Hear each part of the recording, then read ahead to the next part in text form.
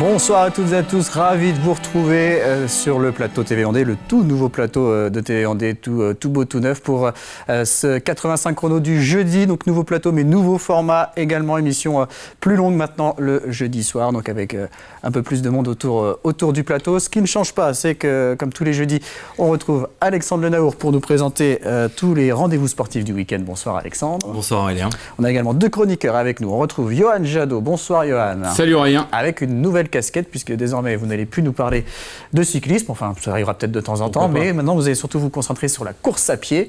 Et puis on retrouve également Pierre Garnier, qui là va rester avec son uniforme d'expert tennis.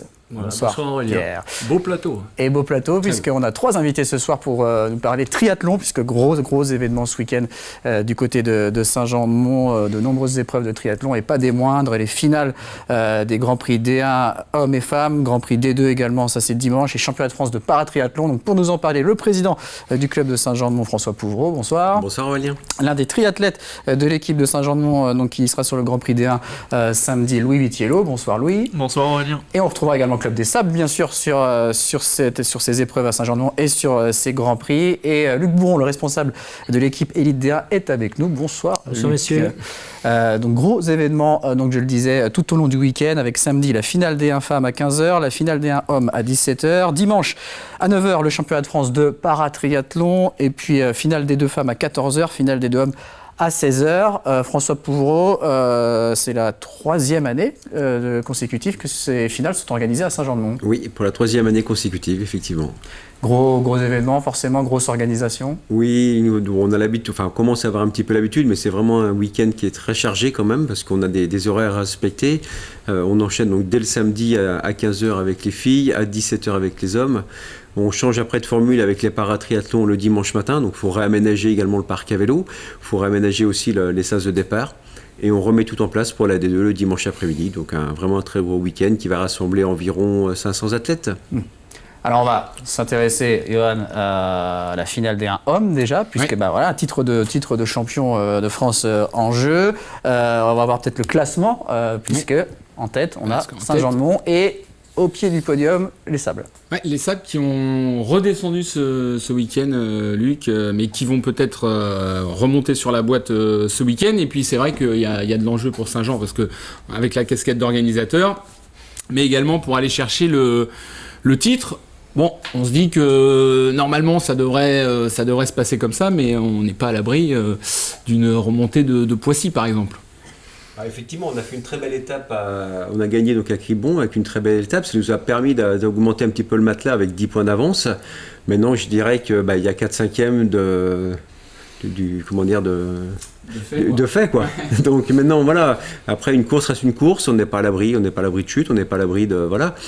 Bon, on a un petit peu un point, moi j'ai sorti la calculette, effectivement, si Poissy gagne, on peut se permettre de finir à la 4e place, mais pas après.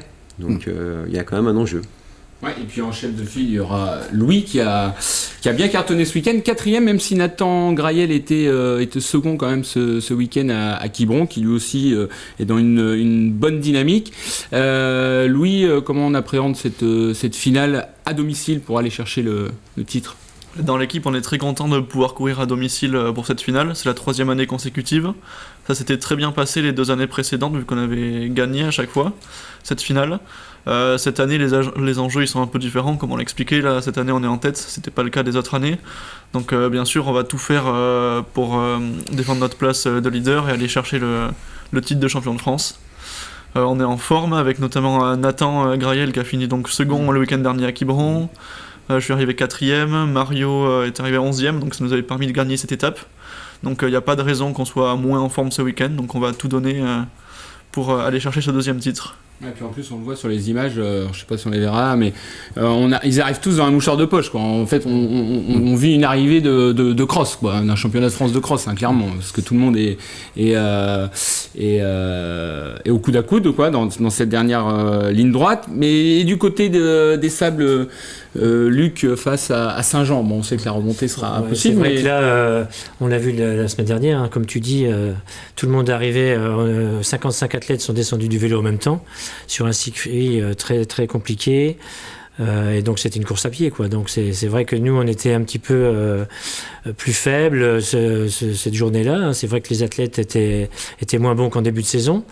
Donc c'était compliqué et étant donné que c'était une course à pied et que d'autres personnes un petit peu moins bons nageurs sur d'autres étapes, là il s'est avéré qu'on avait une mer toute plate, de l'eau salée, la combinaison, donc voilà, tout le monde sort dans un mouchoir de poche, on monte sur le vélo, on fait une grande course cycliste où il y en a qui ont mal aux jambes, il y en a qui ont eu un peu plus peur aussi que les autres, hein, c'est le jeu. Et bon, là, on termine 7e. On a joué notre joker. Mais bon, c'est vrai que cette année, ça sera compliqué.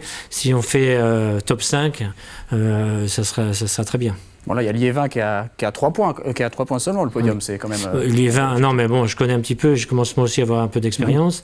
Bon, Saint-Jean-de-Mont, ils vont être très très bien dimanche. Je leur souhaite d'avoir leur 2e titre de champion de France. On a rejoint ça ensemble. Et puis derrière, bon, c'est vrai que Liévin a une très bonne équipe. Poissy, bon, on verra dimanche, mais bon, je pense qu'on aura un peu plus de mal à revenir sur le podium. Et puis il y aura peut-être, à moins que vous ne me disiez l'inverse, mais le retour de Léo Bergère qui sera peut-être là à Saint-Jean. Non, il ne sera pas là. Alors, malheureusement, Léo ne peut pas être disponible. Il est entre le test event qui a lieu à Paris et également la finale du championnat du monde à Pontevedra. Donc il avait le droit à une course, il a couru le week-end dernier, donc il ne pourra pas être présent pour la finale. Comme Pierre Lecor d'ailleurs, qui sera à Pontevedra. Il a couru lui dimanche dernier, donc il ne peut pas venir cette semaine.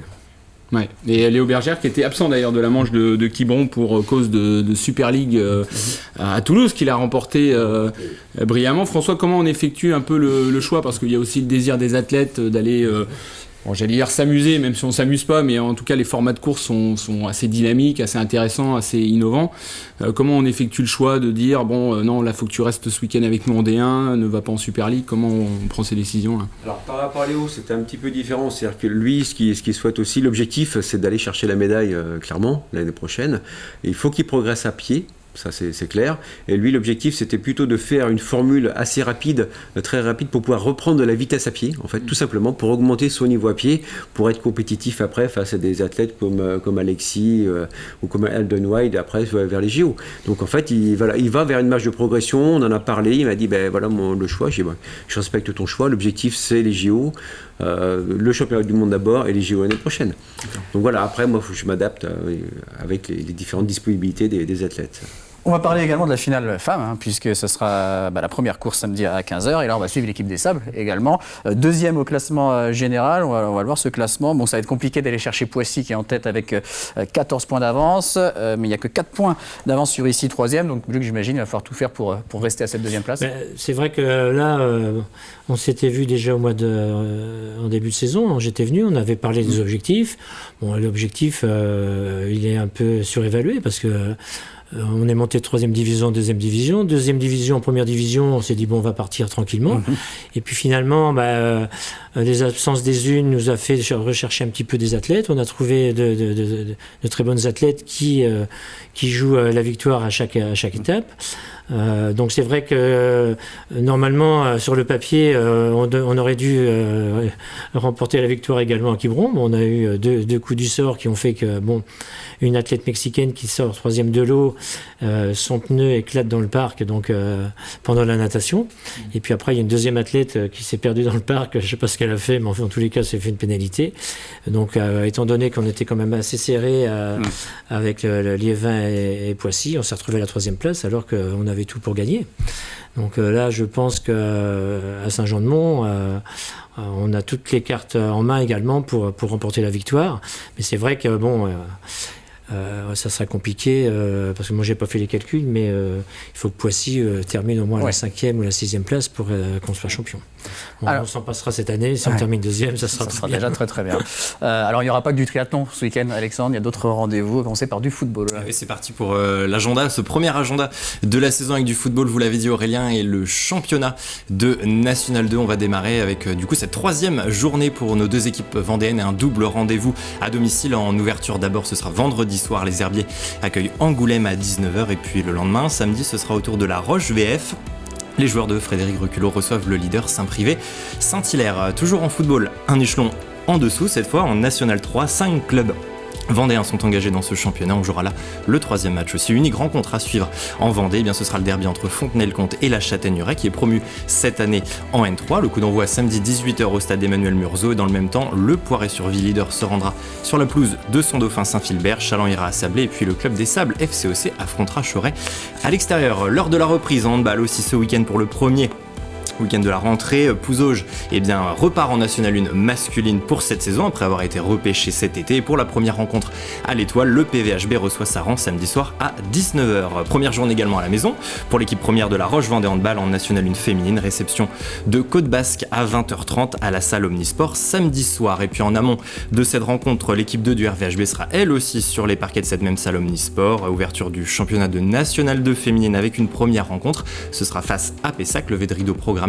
à 18h30. Reprise du hand qui sera imitée samedi par un retour sur les terrains de basket pour quelques-unes des équipes vendéennes. C'est le cas de Saint-Georges de Montaigu, fraîchement monté en National 2 masculine. Les hommes de Paul Ravon défient Dax Gamard de Goose Basket à la salle des sports. En National 3 masculine, toujours en basket, 3 rencontres prévues à domicile samedi à 20h. Pour l'entame du championnat, Chambretot reçoit Fondette. De leur côté, double réception normande pour Salertaine et Chalandriévy qui joueront respectivement face à Caen et Bayeux. Et puis enfin, pour refermer cette page basket et cette première partie de l'agenda, avant la reprise de la N1 masculine dans 15 jours, les Sables Vendée Basket règlent les derniers préparatifs de la pré-saison. Les joueurs emmenés par le nouveau coach Denis Mété accueillent l'Union Rennes Basket pour un match amical. Ce sera à suivre à la salle Beau Séjour demain soir, vendredi à 18h30. Merci Alexandre, d'autres rendez-vous sportifs en fin d'émission, mais on va maintenant parler tennis. Avec notre expert Pierre Garnier. Alors Pierre, vous avez souhaité revenir un peu sur cet été tennistique en Vendée et notamment sur les multiples tournois qui ont été organisés. C'est ça, donc au mois de juin, je vous avais parlé de la Vendée terre de jeu pour le tennis, parce qu'il y a beaucoup de monde qui vient jouer au tennis l'été, parce qu'il y a beaucoup de tournois qui sont organisés sur la côte. Donc c'est à la pêche aux chiffres dans les clubs. Donc en prenant les 8 plus gros clubs de la côte, on arrive à 8000 inscrits sur les 2 mois, juillet, août, ce qui est assez énorme. Saint-Jean-de-Mont et les Sables, ils sont ex-aequo, 1200 inscrits, donc il n'y a pas de problème, donc c'est assez énorme. Après, si on prend un petit peu sur toute la Vendée, on arrive à une moyenne de 10 000 inscrits sur les 2 mois, avec pratiquement autant de matchs disputés sur tous ces clubs. Il y a des joueurs qui viennent de partout, de toute la France, peut-être un peu plus le Grand Ouest, mais grosso modo toute la France. Et c'est une opportunité, c'est un petit message que je passe au club vendéen, c'est une opportunité pour les jeunes joueurs vendéens de pouvoir rencontrer plein de joueurs. Et il y a plein de matchs possibles pendant ces 2 mois en Vendée. Voilà sur quoi je voulais revenir, et qu'on peut vraiment dire que comme la Normandie, c'est aussi un fief du tennis, la Vendée, petit à petit, devient un fief du tennis l'été. Vous souhaitiez parler également de quelques joueurs et joueuses vendéennes. Voilà, donc l'activité terrain de certains joueurs et joueuses vendéens. Donc, même si Alexandre Eco n'est plus licencié en Vendée, c'est toujours un Vendéen ici, et puis il revient toujours. Donc Alexandre est parti sur le circuit professionnel maintenant depuis le début de l'année. Cet été, il a gagné 2 tournois du CNGT, du circuit national, les grands tournois de tennis. Donc c'est des tournois où il y a les meilleurs joueurs français. Donc il a gagné le tournoi de Porspoder en Bretagne et celui de Sellac en Gironde. Il a frôlé l'exploit, donc on peut en parler. Il a frôlé l'exploit à Porto. Il est sur un 25 000, il est sorti des qualifs et il perd en demi-finale de ce tournoi-là contre Kenny de Schepper, qu'on connaît ici, en ayant une balle de match. Donc ça a failli passer, donc c'est un 25 000, ça aurait été un gros résultat pour lui. Au Critérium National, fin août, où il avait un tour en bail, il gagne son premier match. Il perd en 3-7 très serré contre le futur vainqueur du Critérium. Donc encore une fois un bon résultat, même si on peut penser qu'il aurait pu aller jusqu'au bout, contre un autre Ligérien qui est allé en finale. Donc ça, c'était l'activité d'Alexandre qui a été assez fournie. Et puis on voit que les résultats arrivent petit à petit. Mallory Noël, on a vu l'infographie tout à l'heure sur le circuit du grand tournoi. Elle était première jusqu'à le circuit terre battue de l'été, parce qu'elle avait fait des très très bons résultats sur les tournois sur dur tout l'hiver, où elle en avait gagné un certain nombre de CNGT. On va revoir le classement d'ailleurs. Voilà, et ça a été un petit peu plus dur pour elle dehors, sur terre battue. Manon Arcangeli a repris le leadership, et Mallory est restée un petit peu, là on voit 281 points, 310 pour la première, donc elle est restée à la seconde place. Malgré tout, ces résultats de l'hiver lui ont donné l'idée de repartir un petit peu sur le circuit, puisqu'elle a bien joué en salle sur dur. Donc elle m'a annoncé ce matin qu'elle repartait sur le circuit professionnel à partir juste après les championnats par équipe avec La Roche-sur-Yon qui vont avoir lieu cet automne. Donc après, elle repart sur les circuits sur dur. Elle a un petit classement, elle va gagner des matchs, donc souhaitons-lui de bons résultats. Et on a vu au classement 3e place pour Théo Gravouille, également licencié au tennis ententionnès, tout comme Mallory Noël, donc 2 joueuses du TEY dans les 3 premières. Sur le truc et sur le podium. Et Alexandre Ecoua finit 16e, lui, du circuit national des grands tournois. Très bien, merci Pierre. On vous retrouve lundi prochain, ici même, pour une émission spéciale à 18h50, 85 chrono spécial Open de Vendée de tennis, où on vous dévoilera le plateau sportif de cette 10e édition de l'Open de Vendée qui aura lieu du 2 au 8 octobre au Vendée-Space. Un mot de basket, puisqu'il y a plusieurs équipes qui sont en pleine préparation, notamment le RVBC qui se prépare pour la Ligue féminine. 3e match de préparation pour l'équipe de La Roche ce mercredi soir. Les Lyonnaises étaient à Angers, se sont imposées face à l'UFAP d'1 point au buzzer, 57-56. 3e victoire en 3 matchs pour les Tigresses qui vont affronter de nouveau Angers à domicile aux Oudéry ce samedi à 16h30. Et puis l'actualité, c'est aussi l'ouverture de la Coupe du Monde de rugby ce vendredi, France-Nouvelle-Zélande bien sûr, et donc plein d'animations, Alexandre, autour du rugby et notamment en Vendée. Bah oui, forcément, ça vous aura pas échappé. Un gros rendez-vous demain soir, mais cette semaine, elle est aussi marquée par la Semaine nationale des écoles de rugby. Ça se tient depuis hier mercredi et ça dure jusqu'au mercredi prochain, le 13 septembre. L'idée, c'est de faire découvrir le rugby aux non-initiés à travers des jeux ludiques et des animations. Alors en Vendée, il y a 9 clubs qui participent à cette opération qui est à l'initiative de la Fédération française de rugby. C'est le cas par exemple Dieu, Ovalie sur l'île Dieu, du Chaland Rugby Porte de l'Océan, encore du RC Sablé ou du FC Lyonnais. Et nous étions hier, vous le voyez sur ces images dans le sud du département, pour suivre cette journée avec le club du Fontenay-Luçon Rugby. Et là aussi, on participe à l'opération. D'ailleurs, l'école de rugby, ça représente environ 50% des licenciés du club, 220 licenciés au total au club. Et pour en savoir un petit peu plus, je vous invite à suivre demain les journaux d'information de TV Vendée. Un reportage est consacré notamment à cette initiative. Très bien. Allez, c'est l'heure maintenant de parler course à pied avec notre chroniqueur Johan Jadot. Donc, une nouvelle chronique pour vous. Et on va parler trail avec ce qui s'est passé cet été là aussi. Il y a eu des belles performances. J'ai fait une petite rubrique. Ils ont passé un bel été. Enfin, ils ont passé un bel été. Au vu des résultats, par contre, au niveau de la fatigue, ça a été compliqué. On va commencer par le premier que j'ai choisi, David Menanto du Raid Aventure Pays de Vie. Regardez, dans son visage, on lit plus jamais une connerie comme ça. C'est clairement, de toute façon, c'est ce qu'il a dit. Il était bien sûr sur le Restonica Trail by UTMB, événement des UTMB World Series, dans les sentiers très compliqués de la Corse, avec des cailloux et encore des cailloux. Il a terminé quand même à une 17e place en 20h47. Le vainqueur termine en 15h15, c'est Lambert Santelli qui a eu qui a pu sortir de son restaurant où il fait régulièrement griller les cochons tout au long de l'année.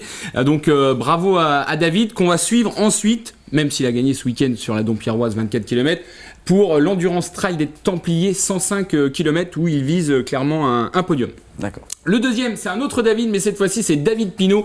David Pinot du Chantonnay Raid, qui après avoir gagné le Vendée Raid en tout début d'été, était rendu du côté de la Pika Pika sur le challenge du Mont-Calm à Ozat, cher à Nahu Passera que je salue. Ce n'est pas un ultra trail, c'est clairement un ultra de montagne. La Pika Pika, c'est 109 km, 11 500 mètres de dénivelé. Donc vous en avez pour votre pesandeur.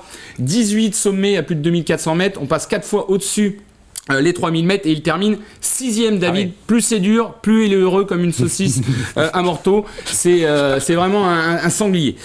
On continue sur l'UTMB. C'était les grands événements de ce week-end, la première finale mondiale de UTMB World Series avec Alexandre Boucher, de Saint-Jean-de-Mont, qui termine 406e. C'était ton tout premier UTMB, Alexandre. Même s'il est habitué des longues distances, il a fallu aller au bout. Il termine à une 406e place, donc on va dire à la moitié du tableau, 34h40. et qui va retourner ensuite à la Diagonale des Fous, qu'il a déjà réalisé l'an dernier. À noter qu'il a mis plus de temps là sur l'UTMB, qui est quand même relativement plus facile que sur la Diagonale des Fous l'an dernier. C'est vous dire ça a été compliqué pour lui, mais il a été au bout. Et enfin, je termine par Julien Cugnot, bien évidemment, bien connu, et qui avait bien commencé son été avec une victoire sur l'ultramarin, comme en 2022 sur le 59 bornes, parti du côté de l'UTMB, et là ça a été une souffrance terrible pour Julien, qui a toujours du mal à s'alimenter sur des longues distances. Il termine juste devant Alexandre, qu'on a vu précédemment, 34h17, il ira lui aussi à la Diagonale des Fous, et ce sera vraiment la fin d'une parenthèse en ultra. À noter qu'il a eu son dossard via UTMB Caire, puisqu'on va revenir sur le fonctionnement des UTMB World Series, qui se sont d'ailleurs accoquinés avec Ironman, hein, c'est le groupe, en tout cas il y a une collaboration, et donc il faut maintenant obtenir des running stones. Avant il y avait plus de 4000 courses où on pouvait obtenir des points pour participer à l'UTMB, maintenant il n'y a que 36 exactement, je crois, cette année, pour avoir des running stones, donc en fait un jeton de finisher.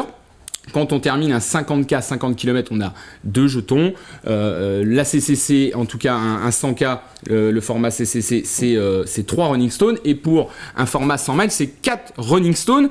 Et donc, ça fait 4 chances d'être tiré au sort pour la grande finale, qui est l'UTMB. Donc, soit sur la CCC, le 100K, soit l'OCC, le 50K, ou l'UTMB, le 100 miles. Et ensuite, il y a un doublement de running stones sur les événements qu'on appelle les UTMB World Series Major, donc ce sont les finales continentales en quelque sorte, America avec Canyon, il y a eu début juillet Val d'Aran, et puis le Doin Intanon qui sera au mois de décembre pour la finale Asie-Pacifique. À noter que les 3 premiers à chaque fois, 3 premières sont qualifiés directement, et sur les Majors on prend les 10 premiers, 10 premières, et après il y a des catégories d'âge, et donc Julien qui avait mis ses Running Stones en jeu, n'a pas été tiré au sort, et donc il a pu bénéficier via un partenariat privé de mettre un dossard pour UTMB Caire, donc la préservation des montagnes, etc. Et donc là, il faut donner 2000 €. C'est un don de 2000 €. Et ensuite, on a l'inscription qui a été fixée cette année à 335 € pour l'UTMB. En tout cas, bon, ça a été une très très belle fête du côté du Mont Blanc, loin derrière l'Américain Jim Wemsley qui a cassé le record en 19h37. Athlétisme maintenant, puisque celle qui a marqué, la Vendéenne qui a marqué l'été au niveau de l'athlétisme, c'est Louise Maraval. Oui, le show Maraval qui a commencé au début de l'été tout d'abord sur les championnats de France Espoir. Et ensuite, on est parti regarder les images sur les championnats d'Europe Espoir en Finlande à Espoo, et là c'est le dernier relais du 4x400 mètres.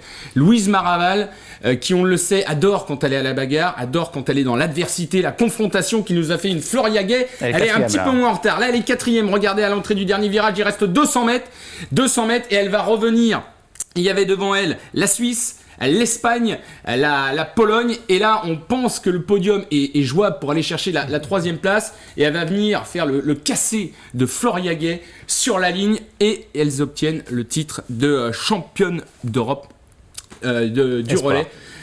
Oui, Espoir, bien dommage, évidemment. on n'a pas vu juste la fin. Exactement, c'est magnifique, regardez, et donc c'est vraiment une de nos chances pour les JO, après elle a eu le titre de championne de France élite à Albi, toujours dans sa discipline, et puis elle nous a régalé sur les mondiaux de Budapest, en prenant quand même une 4e place sur le relais mix, on n'était pas loin de la breloque, et elle a fait un très très beau relais sur la demi-finale. Malheureusement, on est passé en finale, mais on a échoué en finale, mais elle va se concentrer sur des gros objectifs à venir, avec dans un coin de sa tête les JO. On est en retard, je vous avoue.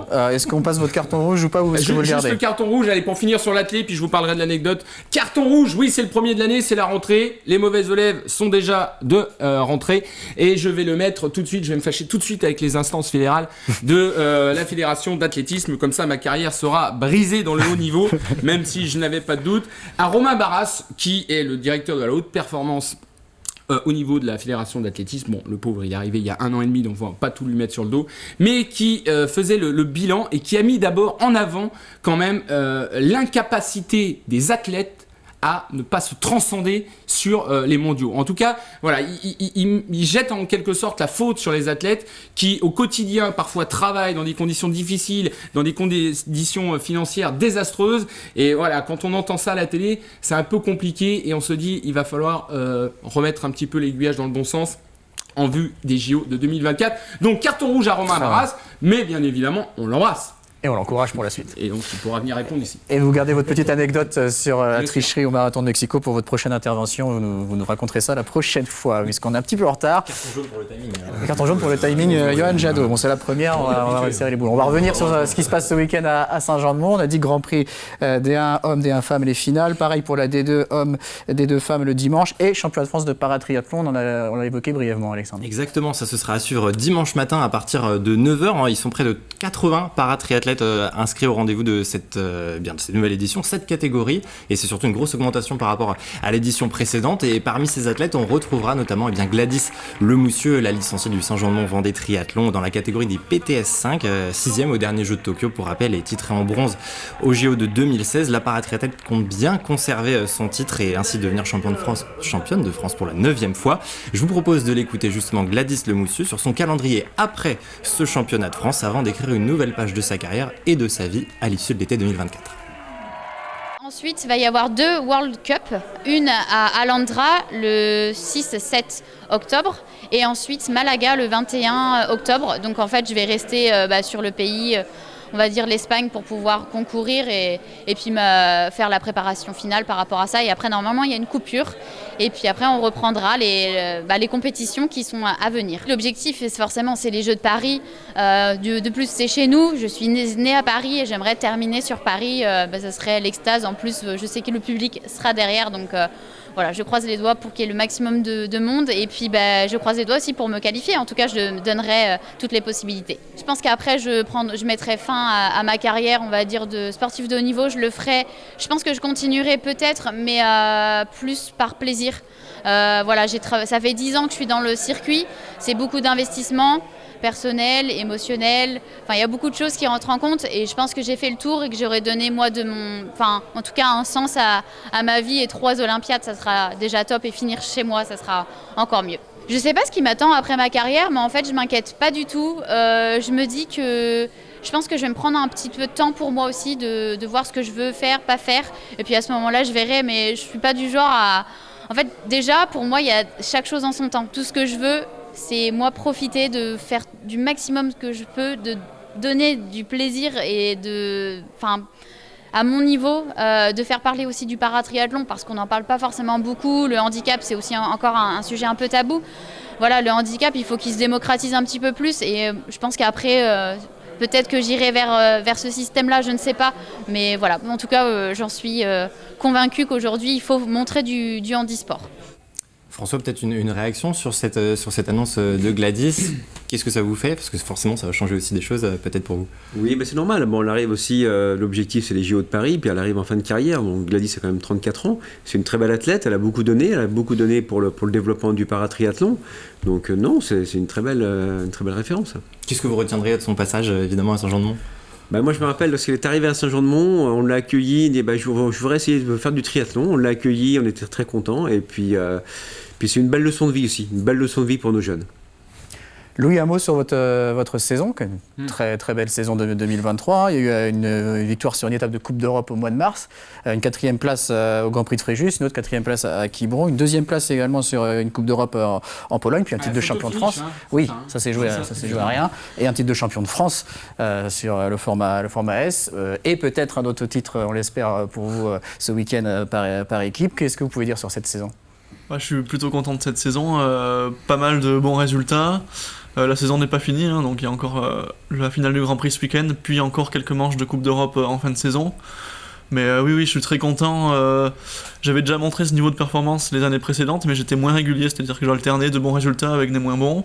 Cette année, j'ai pu garder un bon niveau depuis début mars jusqu'au week-end dernier à Quiberon. J'espère le maintenir encore jusqu'à mi-octobre, la fin de saison. Mais oui, c'est super. À titre individuel, il y a eu les Coupes d'Europe, ma première victoire notamment à Melilla, mi-mars. Puis presque une seconde victoire quelques semaines plus tard, mais là je me fais battre à la photo finish, donc de pas grand-chose.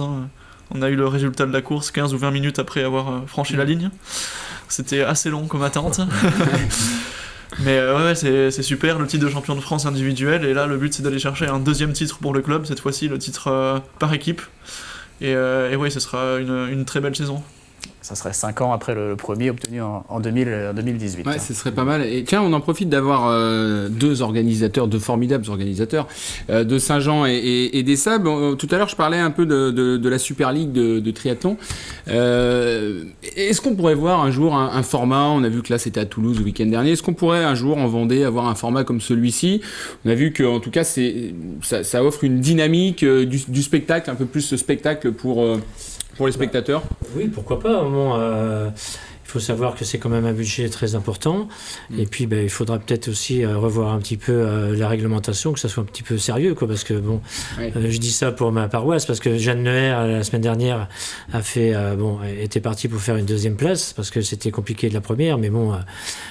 éliminée parce que son casque s'est détaché, elle s'arrête dans le parc et elle veut le remettre, on lui dit quand elle arrive après c'est terminé pour toi, c'est un petit peu gâcher la fête, quoi. C'est vrai que c'est un peu fou parfois avec les je pense qu'il faut mettre un petit peu de rigueur.